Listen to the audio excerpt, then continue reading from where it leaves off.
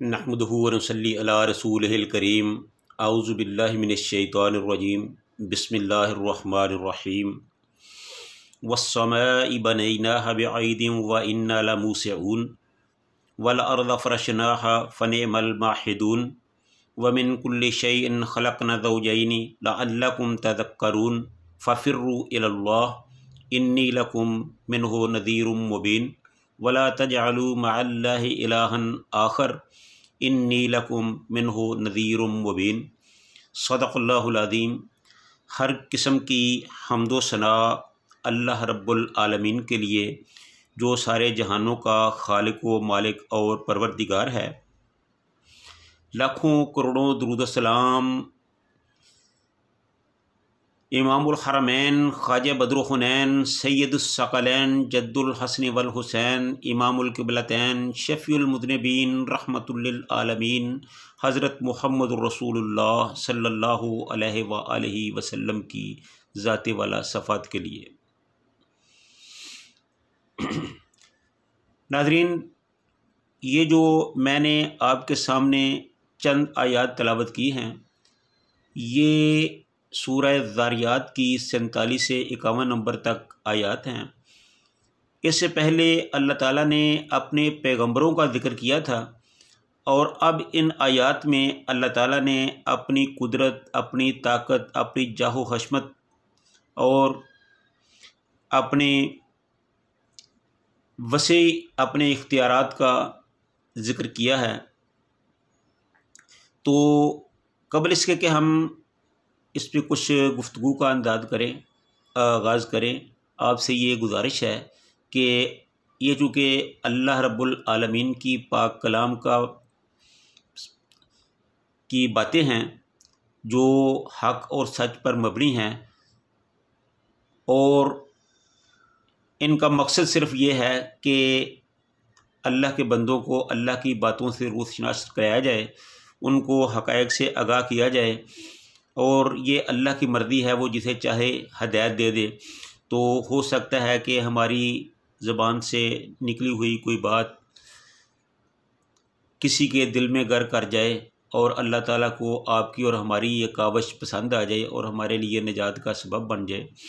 तो इसलिए आपसे गुजारिश है कि आप इस गुफ्तगू को, इस वीडियो को ख़ुद भी देखें, अपने दोस्तों अहबाब तक भी इसको शेयर करें, चैनल को सब्सक्राइब करें, वीडियो को लाइक और शेयर करें। अल्लाह ताला आपका और हम सब का हामीयों नासिर हो। तो अल्लाह ताला फरमाते हैं कि ज़मीनों आसमान की जो पैदाइश है उसका ज़िक्र फरमा रहे हैं। अल्लाह ताला फरमाते हैं कि हमने आसमान को अपनी कुव्वत से पैदा किया, उसे महफूज और बुलंद छत बना दिया। हज़रत इब्न अब्बास, मुजाहिद, कतादा और सौरी रहमतुल्लाह अलैह और बहुत से मुफस्सिरीन ने यही कहा है कि हमने आसमानों को अपनी कुव्वत से पैदा किया और हम कुशादगी वाले हैं। इसके किनारे हमने कुशादा किए और बेसतून उसे खड़ा कर दिया और कायम रखा। ज़मीन को हमने अपनी मखलूक़ात के लिए बिछौना बना दिया और बहुत ही अच्छा बनाया। तमाम मखलूक़ात को हमने जोड़ा जोड़ा पैदा किया, जिस तरह आसमान, ज़मीन, दिन, रात, खुश्की और तरी, अंधेरा, अजाला, ईमान, कुफ़र, मौत व हयात, नेकी, बदी, जन्नत व दोज़ख, यहाँ तक कि हैवानात और नबातात के भी जोड़े बनाए। ये इसलिए कि तुम्हें नसीहत हासिल हो, तुम जान लो कि उन सब का खालिक मालिक अल्लाह ही है और वो वहदहू ला शरीक है, वो यकता है, उसका कोई शरीक नहीं है, उसका कोई सानी नहीं है। वो अकेला ही सब को पैदा करने वाला है, वो अकेला ही सब का मुश्किल कशाओ हाजत रुआ है, वो अकेला ही इस निज़ाम को चलाने वाला है, कोई उसका हमसर नहीं है। वो जो चाहता है कर सकता है, उसके सामने कोई चूनो चरा नहीं कर सकता। वो जो चाहे, जब चाहे, जैसा चाहे करे, उसको कोई रोकने वाला नहीं है। बस तुम इसकी तरफ दौड़ो, अपनी तवज्जो का मरकज़ सिर्फ़ उसी को बनाओ, अपने तमाम तर कामों में इसी की ज़ात पर एतमाद करो और तुम सब को साफ साफ आगाह कर देने वाला हूँ। خبردار اللہ کے ساتھ کسی کو شریک نہ ٹھہرانا، میرے کھلم کھلا خوف دلانے کا لحاظ رکھنا۔ تو یہ اللہ تعالیٰ نے ان آیات میں اپنے بندوں کی تعلیم کے لیے، اپنے بندوں کی رہنمائی کے لیے یہ سب کچھ کہا اور فرمایا ہے۔ بے شک جو بھی اللہ تعالیٰ نے یہ کہا، جو بھی اللہ تعالیٰ نے فرمایا وہ حق اور سچ ہے، اس میں کوئی شک نہیں ہے۔ ہمارا کام ہے کہ ہم ان چیزوں پر ایمان لائیں، دل و جان سے اس پر ایمان لائیں، اپنے عمل سے اس کو ثابت کریں، دل سے اس کی تصدیق کریں۔ تو جب یہ سارے کام ہم اللہ کی مرضی کے مطابق کریں گے تو پھر ہم اللہ کے بہترین بندوں میں شمار ہوں گے۔ اور اگر ہم نے یہ سب کچھ دیکھتے بالتے جانتے ہوئے اللہ کے احکام کی خلاف ورزی کی تو پھر اللہ تعالیٰ جو ہے وہ مالک ملک ہے، وہ خالق ہے، وہ جو چاہتا ہے کر سکتا ہے، اسے کون روک سکتا ہے؟ پھر اس کی مرضی ہے وہ جو اپنے بندوں کے ساتھ چاہے سلوک کرے۔ تو اس لیے یہ ضروری ہے کہ اللہ تعالیٰ نے جو حدود و قیود انسان کی زندگی کو گزارنے کے لیے بنائی ہے، جو دستور ٹھہرایا ہے، اس کے مطابق ہی انسان اپنی زندگی کو گزارے۔ اگر ہم اس سلسلے میں اپنی مرضیاں شروع کر دیں گے تو یہ اللہ کو ہرگز گوارا نہیں ہے۔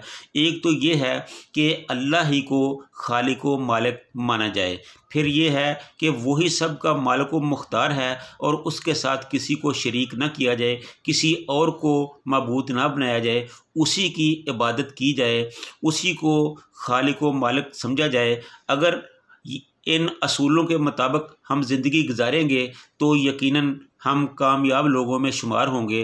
اور اگر ہم نے اس سلسلے میں اللہ کی باتوں کو پسے پس ڈالا، رسول اللہ صلی اللہ علیہ وسلم کی تعلیمات کو نظر انداز کیا، شرعی قوانین اور دین اسلام کو اگنور کیا، تو پھر ہم زبردست خسارے میں ہیں۔ جیسا کہ اللہ تعالیٰ نے فرما دیا کہ والعصر ان الانسان لفی خسر الا الذین آمنوا وعملوا الصالحات وتواصوا بالحق وتواصوا بالصبر، کہ زمانے کی قسم کہ انسان خسارے میں ہے۔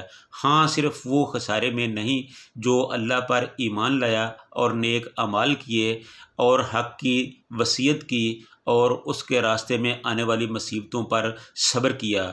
تو ناظرین، میں انہی الفاظ پر اکتفا کرتے ہوئے اپنی بات کو ختم کرتا ہوں۔ لہذا ہمیں چاہیے کہ اللہ کے حکموں کے مطابق اپنی زندگی کو گزاریں اور اچھا انسان بن کے اللہ کے سامنے پیش ہوں، تاکہ کل کو اللہ اور اس کے رسول کے سامنے ہمیں شرمندگی نہ اٹھانی پڑے۔ اللہ تعالی ہم سب کا حامی و ناصر ہو۔ وآخر دعوانا ان الحمد للہ رب العالمین۔